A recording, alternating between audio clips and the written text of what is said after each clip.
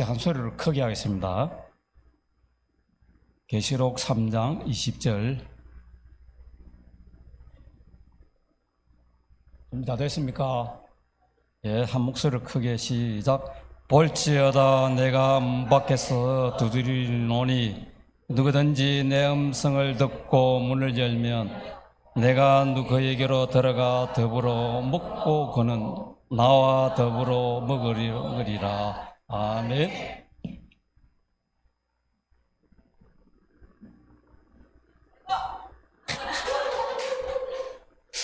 이게 채공 건지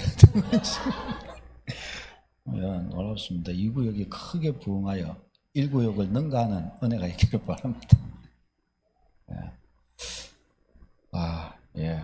감사합니다. 오늘은 이 백문일답 5번째, 이 그리스도인 안에 살아계신 예수 그리스도입니다.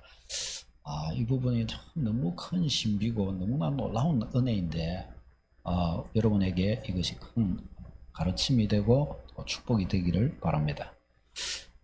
그리스도인 안에 살아계신 그리스도, 우리 비전 선언문 다 같이 한번 읽겠습니다. 시작. 우리는 팔복의 인격과 성령의 열매, 성령 충만, 하나님의 전신갑주로 무장된 4대 절대의 사람이 되어 3대 중심의 교회를 이루며 전도 육성 파송하는 일에 헌신하여 111 비전을 성취하는 교회를 이룬다. 아멘. 아멘. 이게 우리 교회의 비전 선언문입니다. 이 비전 선언문에는 3가지가 담겨 있습니다. 서강교회 그리스도인상, 서강교회 교인이라면 여기에 그리스도인으로서 마땅한 모습이 담겨 있습니다. 팔복의 인격, 성령 충만, 하나님의 전신갑주로 무장된 4대 절대의 사람 쫙 있죠. 이 서강 그리스도인상입니다. 우리는 그것을 추구하는 그리스도인, 그런 모습으로 나아가는 그리스도인. 그 다음에 서강교회상이 있습니다. 전도 육성 파송하는 교회, 사람을 세워서 전도하고 그를 양육해서 다시 또 그가 복음의 사람으로 살아갈 수 있도록 하는 것. 이것을 통해 우리가 이루고자 하는 것은 111 비전입니다. 111 비전, 서강교회 비전, 111 비전. 비전을 어떻게 이룰 것이냐? 우리 소그룹 사역을 통해서, 특별히 순사역을 통해서 한 명의 영적 의미가 되어서 영적인 자녀를 양육하여 세워가는 것입니다. 우리 성도님들이 지금 계속해서 받는 순장 훈련을 지금도 받고 있는 것인데, 이것이 여러분을 통해 쓰여야 됩니다. 여러분은 할 수 있습니다. 하나님께서 여러분에게 은혜를 주셨고 여러분을 쓰기를 원하십니다. 중요한 것은 여러분이 한 걸음 나아가느냐 그렇지 않느냐에 달려 있습니다. 다 쓰임받게 되시기를 바랍니다. 다시 봅시다. 나도 쓰임받을 수 있다. 나도 순장이 될 수 있다. 아멘. 순장으로 여러분이 다 쓰임받을 수 있습니다. 오늘은 우리 그리스도인 안에 살아계신 예수 그리스도. 여러분, 예수님은 어디에 계십니까? 예수님은 어디에 계십니까? 여러분 안에 계십니다. 그렇죠. 여러분 안에 와 계십니다. 어떻게 여러분 안에 살아계신 예수님이 계시죠? 어떻게 들어오실 수 있으시죠? 성령으로 여러분 안에 들어와 계십니다. 성령이 들어오신 것은 부활하신 예수 그리스도께서 오신 것과 같다라고 말씀합니다. 왜? 성령은 예수 그리스도의 영이시기 때문입니다. 성령이 오셔서 여러분들에게 예수님의 마음을 심으십니다. 자, 예수님을 영접할 때 여러분 삶 속에 들어오십니다. 누가 들어오시냐? 성령이 들어오시는 거예요. 성령이. 부활하신 예수님 자신이 들어오시는 게 아닙니다. 못 들어오셔요. 부활하셨으니까요. 그러나 예수님의 영, 성부 하나님의 영, 예수 그리스도의 영이 성령이셔요. 그 성령님이 여러분 안에 들어오시는 겁니다. 그러니까 예수님을 십자가를 지게 하시고 십자가를 성취하게 하시고 부활의 영광을 얻게 하신 바로 그분이 성령이셔요. 그러니까 그분이 여러분 안에 있으니 여러분이 그분의 인도함을 받으면 어디로 인도받겠어요? 능히 십자가를 질 수 있는 자리로 가게 만들어 주시고, 능히 예수의 권능의 은혜의 자리에 서게 해 주시고, 예수님이 부활하신 것처럼 우리도 또한 그 부활의 영광 안에 서게 해 주신다는 사실을 알아야 합니다. 예수 그리스도를 영접할 때 성령이 여러분 안에 들어오시는 것. 예수님은 우리 안에 들어와 주기를 원하십니다. 왜 그러시는가? 우리 안에 들어오셔서 우리를 통해 예수님 그분의 남은 삶을 살기를 원하십니다. 예수님 그분이 우리에게 맡기신 사명을 이루어 주기를 원하십니다. 우리를 통해서 예수님은 말씀하시기 원하십니다. 성령의 감동을 우리가 힘있게 하시고 우리의 행동, 몸짓을 통해 주님 그분의 표현되기를 원하십니다. 우리의 입술을 통해서 주님 그분의 말씀이 나타나기를 원하십니다. 주님이 무엇을 말씀하기 원하실까요? 주님이 어떤 주님이 갈망을 가지고 계실까요?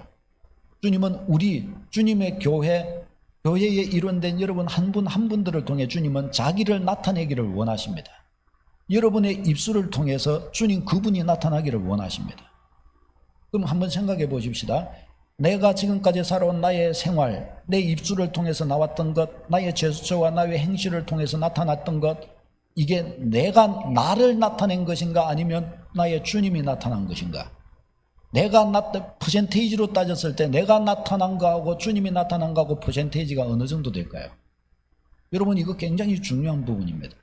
우리는 이 말이 뭔 말인지 이해가 돼야 됩니다. 주님은 여러분을 통해 주님 자신을 표현하기 원하십니다. 나타내기 원하십니다. 예수님께서는 아버지가 내게 하라고 주신 것들을 나는 다 했다. 그리고 말하라고 주신 것들을 내가 말했다라고 예수님은 그러셨습니다. 우리에게도 이런 동일한 고백이 될 수가 있는 겁니다. 그래서 사랑하는 여러분, 우리가 우리 자신을 내려놓고 주의 은혜를 받아들여 자꾸 주님이 우리의 삶의 주인 되면 되실수록 우리를 통해 주님은 드러나실 겁니다. 우리를 통해 주님은 나타나실 겁니다. 이 비밀이 알아지는 축복이 있기를 바랍니다. 여기에는 세 종류의 사람이 있습니다. 제일 왼쪽 그림은 내 마음의 왕자에 내가 앉아있는 불신자를 말합니다. 예수님은 우리 인생의 동그라미, 인생의 밖에 계시죠. 두 번째 그림은 내 마음의 왕자에 예수님이 앉아 계시고 나는 그 왕자에서 내려와 있습니다. 예수님이 주인이신 겁니다. 모든 것들을 주님께 맡기고 주님께 의지합니다. 주인이신 주님의 인도와 지시를 받기를 원해합니다. 그래서 그는 삶의 여러 가지 검은 것, 저 문제로부터 해방받습니다. 세 번째 그림이 있습니다. 저 세 번째 그림의 사람은 원래는 없는 겁니다. 그러나 실제적으로 볼 때 우리에게 바로 저 세 번째 사람이 나타납니다. 저 세 번째 사람은 내 인생 안에 예수님은 계십니다. 그런데 내 인생의 왕좌에는 없습니다. 왕좌에는 내가 앉아 있습니다. 그래서 저 사람을 일컬어 세속적인, 세상적인 그리스도인이라는 표현을 씁니다. 그런데 사실은 예수님을 영접할 때 저런 식으로 영접이 될 수 있습니까? 없습니까? 저런 방식으로는 영접이 될 수가 없습니다. 예수님을 인생의 주인으로 영접하는 겁니다. 그래서 나는 내가 내 인생의 주인이 되어서는 내가 살 수가 없으니 주님이 주인이 되어 나를 다스려 주십시오라고 해서 주께 엎드리고 예수님을 모시는 게 그리스도인입니다. 그러니까 저 세 번째 사람은 예수님을 모셨는데 나의 왕좌에는 내가 앉아 있습니다. 저거는 뭐냐? 병든 그리스도인. 저거는 뭐냐? 어떤 면에서 그리스도인이 아니라고 할 수 있습니다. 그러나 실제적인 우리의 현장 속에서는 저 모습이 많단 말이죠. 많이 드러난단 말이죠. 저 모습이 어떻게 바뀌어져야 돼요? 가운데 그림, 성령의 사람으로 바뀌어져야 할 줄로 믿습니다. 이거는 어떻게 되어야 되느냐? 나의 왕좌의 주인이 바뀌어야 됩니다. 나의 왕좌의 주인이 바뀌어야 돼요. 여러분에게 질문합니다. 여러분은 지금 인생을 경영하면서 살아오는데 여러분이 주도하십니까? 주님께 주도권을 맡기고 계십니까? 만일에 여러분이 인생의 주인이 되어 주도권을 가지고 있다면 불신자였을 때와 거의 변화가 없을 것입니다. 그러나 만일에 주님께 주도권을 맡기셨다면 낱날이 변화되어 가게 될 것입니다. 낱날이 주님의 인도를 따라 변하는 모습으로 서게 될 것입니다. 여러분, 이것은 너무나 중요한 것이고 우리의 신앙의 핵심적인 문제입니다. 이 세 종류의 사람입니다. 자, 우리 오늘은 이제 우리 안에 계신 그리스도께서 우리에게 무슨 일을 하시는가? 우리 마음의 왕자에 주님을 모시는데 주님을 모시면 어떤 우리 안에서 어떤 일을 주님이 해 주시는가를 나누기를 원합니다. 자, 예수 그리스도가 우리의 마음의 중심이 되었을 때 이와 같은 모습으로 서게 됩니다. 인간의 죄악된 본성, 사람의 마음에서 나오는 것이 있다고 말씀합니다. 뭐가 나오느냐? 마가복음 7장요. 시작. 속에서 곧 사람의 마음에서 나오는 것은 악한 생각, 곧 음란과 도둑질과 살인과 간음과 탐욕과 악독과 속임과 음탕과 질투와 비방과 교만과 우매함이니. 아멘. 사람의 마음에서 이런 것들이 나온다는 거예요. 사람의 마음으로 들어가는 것이 아니라 마음 안에서 이런 것들이 만들어져 나온다는 겁니다. 무엇이 인간을 더럽게 만드냐? 바로 이와 같이 마음에서 나오는 이런 것들이 우리 인간을 더럽게 한다라고 말씀을 합니다. 그래서 바울 사도는 자기 자신을 내면을 들여다보고서 자기 자신을 향하여 깨달은 바가 있습니다. 로마서 7장요. 시작. 내 속 곧 내 육신에 선한 것이 거하지 아니하는 줄을 아노니 원함은 내게 있으나 선을 행하는 것은 없노라. 아멘. 바울 사도도 얼마나 저분이 주님의 은혜에 많은 성취에 이르는 사람입니까? 근데 저 사람이 자기 자신을 보면서 깨달은 바가 뭐냐? 자기 육신 안에, 자기 속에는 선한 것이 아무것도 없음을 깨달았다는 겁니다. 자신은 주님이 기뻐하시는, 원하시는 그런 사람이 되고 싶으나 그러나 그것을 행할 수 있는 능력은 나에게 없구나 하고 탄식했습니다. 여러분, 이게 우리의 실체적 모습입니다. 여러분, 우리는 우리 자신이 의로운 자가 아님을 인정해야 됩니다. 우리는 선하지 않습니다. 선을 행할 능력도 우리에게 없다는 사실을 인정해야 합니다. 우리는 죄인입니다. 따라서 보시다. 나는 죄인입니다. 이것은 항상 우리가 가지고 있어야 될 우리의 고백이어야 합니다. 또 그렇다고 해서 이것을 가지고 나는 죄인, 나는 내놓은 자식이기 때문에 내가 어떻게 살든지 뭐 나는 떳떳하다. 왜? 나도 원래 내놓은 자식이라 했지 않냐? 이런 식으로 하는 거는 막 가는 거죠. 이거는 그렇게 고백하고 그렇게 하라는 것이 아니라 하나님, 내가 죄인이고 나 같은 자는 하나님의 은혜 없으면 안 됩니다라는 그런 자세를 가지란 말이지. 나는 뭐 당당하다, 나는 떳떳하다, 나는 원래 내가 가진 게 죄인이기 때문에 나는 이럴 수밖에 없다. 이거는 아니에요. 예수 그리스도 안에서 용서함 받은 죄인으로서 우리는 주님 앞에 항상 엎드리는 자가 되어야 됩니다. 하나님, 나 같은 죄인, 나는 나의 이 연약함과 죄를 아파합니다. 그런 자세가 나와야 된단 말이지. 아멘입니까?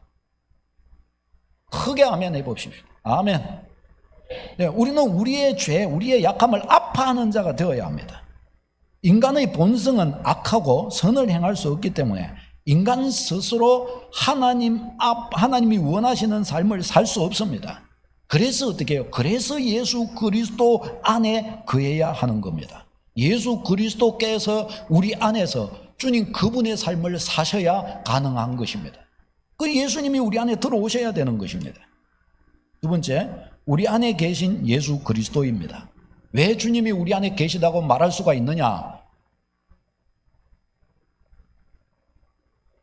계시록 3장 20절요. 시작. 볼지어다 내가 문 밖에 서서 두드리노니 누구든지 내 음성을 듣고 문을 열면 내가 그에게로 들어가 그로 더불어 먹고 그는 나와 더불어 먹으리라. 아멘.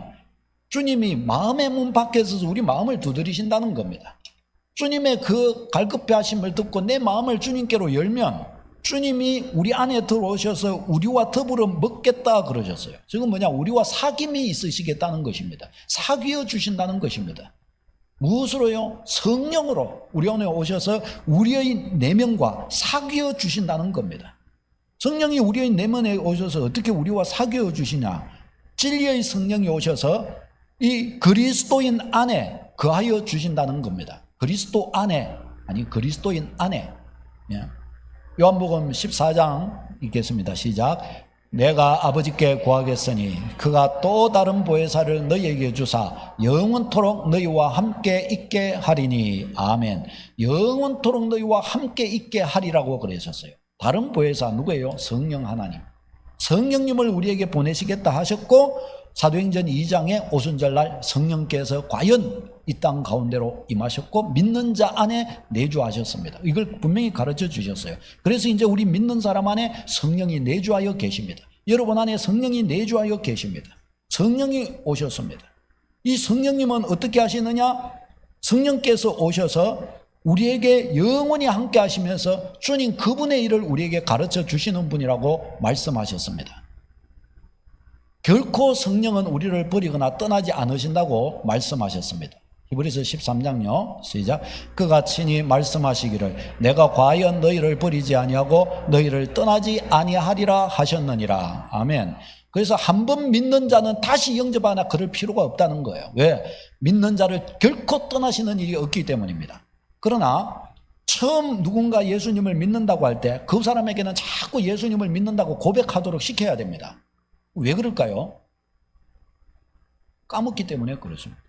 믿음이 없기 때문에 순식간에 자기가 하나님의 자녀된 것을 잊어버려요. 그리고 두려워 떱니다. 과연 내 주님이 내 안에 계실까 모르게 됩니다. 그렇기 때문에 약하기 때문에 자꾸 영접 기도를 더 자꾸 하게 하고 주기도문을 자꾸 외우게 하고 이렇게 해야 됩니다. 그래야 어둠에서 빨리 벗어날 수가 있습니다. 우리 이거 굉장히 중요합니다. 자, 예수님이 우리 마음에 계심으로 주시는 우리의 삶에 주시는 삶의 변화가 있습니다. 이것은 우리가 체험해야 될 것이고 다 경험해야 될 누려야 될 은혜입니다. 뭐냐? 첫 번째, 마음의 공허와 갈증의 문제를 해결해 주십니다. 요한복음 6장요 시작. 예수께서 이르시되 나는 생명의 떡이니 내게 오는 자는 결코 줄이지 아니할 터요 나를 믿는 자는 영원히 목마르지 아니하리라. 아멘. 예수님은 생명의 떡이라고 그러셨습니다. 주님께 와서 이 떡을 먹는 자는 어떻게 해요? 절대로 줄이지 아니할 터요 영원히 목마르지 않을 감게 될 것이라고 그랬어요. 줄이지 않고 목마르지 않는다는 것은 뭐예요? 육신을 가지고서 영적인 것을 설명한 것입니다. 줄이지 않는다는 것은 영적인 배가 고프지 않을 거라는 거예요. 영적으로 풍성해진다는 겁니다. 마음의 공허와 갈증이 없어진다는 겁니다. 뭔가 마음이 풍성해지는 거예요. 뭔가 기대감이 생기는 거예요. 뭔가 은혜가 있는 거예요. 뭔가 기쁨이 있는 거예요. 별로 기쁘지 않을 것 같은데 뭔가 기쁜 거예요. 뭔가 믿음의 기대가 생기는 거예요. 여러분 이거 있지요? 예수님 은혜 안에 가면 어떻게 해요? 뭔가 막 인생에 문제가 많은 것 같고 이게 살맛이 나겠냐 이럴 것 같은데 이상하게 그에게는 기쁨이 있는 거예요. 기쁨이. 이게 뭐요? 성령이 주시는 겁니다. 예수 믿는 자에게 주님이 지금 그의 안에서 성령으로 일하고 계신 것이 바로 그 증거로 나타나는 겁니다. 마음의 공허와 갈증을 해결하십니다. 여러분에게 혹은 공허와 갈증이 있습니까? 예수 은혜, 그리스도께서 여러분 안에 일하시는 그 일하심을 따라가시기를 바랍니다. 두 번째, 불안을 해결해 주십니다. 요한복음 14장요 시작. 평안을 너희에게 끼치노니 곧 나의 평안을 너희에게 주노라. 내가 너희에게 주는 것은 세상이 주는 것 같지 아니하니라. 너희는 마음에 근심하지도 말고 두려워하지도 말라. 아멘. 평안을 너희에게 주노니 내 평안을 준다 그랬어요. 나의 평안을. 믿음의 길 잘 걸어가면요, 주님 모시고 주님의 은혜 따라 잘 걸어가면요, 평안이 임하는 거예요. 평안이. 불안함이 없어져 가는 거예요. 불안함이. 여러분 이거 경험해 보셨습니까? 경험해 봤어요? 어떡 안 하네? 경험해 봤어 안 했어?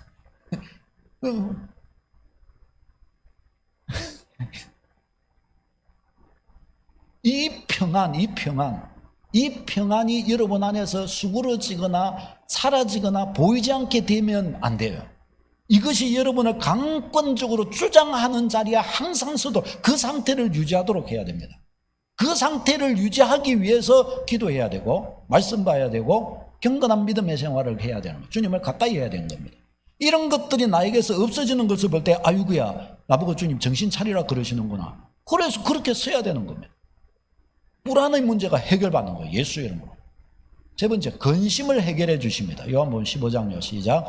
내가 이것을 너희에게 이르면 내 기쁨이 너희 안에 있어 너희 기쁨을 충만하게 하려 함이라. 아멘. 기쁨이 일어나게, 기쁨이 일어나게 하는 거. 그래서 예수 믿는 믿음의 백성 어떻게 해요? 특징이 기뻐하는 거예요. 주 안에 기뻐하는 거. 여러분 기뻐하십니까? 기뻐하시네요. 기뻐하시는 거 맞죠? 네, 눈웃음을 지으시는 거예요.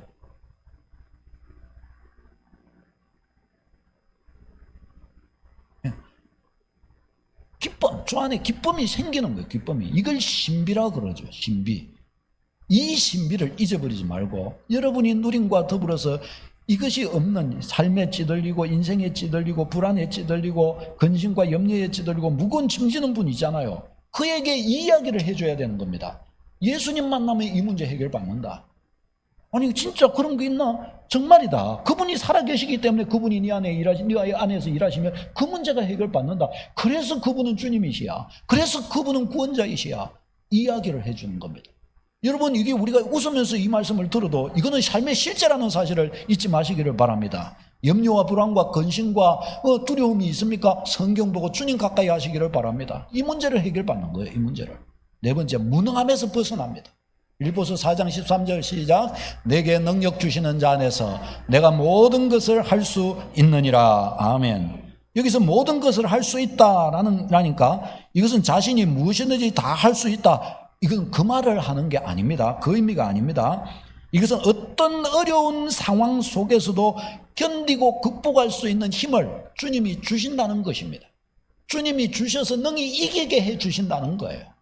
그래서 능력 주시는 자 안에서 능력 주시는 자의 은혜로 모든 것을 내가 이겨갈 수 있다는 것입니다. 여러분 승리합니다. 여러분 다 가능합니다. 여러분 기도하시기를 바랍니다. 말씀 보시기를 바랍니다. 주님을 가까이 하세요. 주님이 여러분 안에서 일하시면서 이런 놀라운 일을 이루어 가십니다. 여러분 이게 예수 그리스도께서 우리에게 하시는 이것이 주된 이 1번 역사입니다.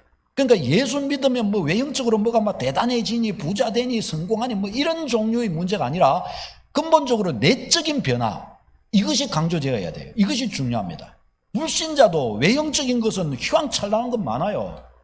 제가 한번 저기 보니까 그분이 동아그룹입니까? 그거 망했죠. 동아그룹 그거 맞죠? 그 회장 이름이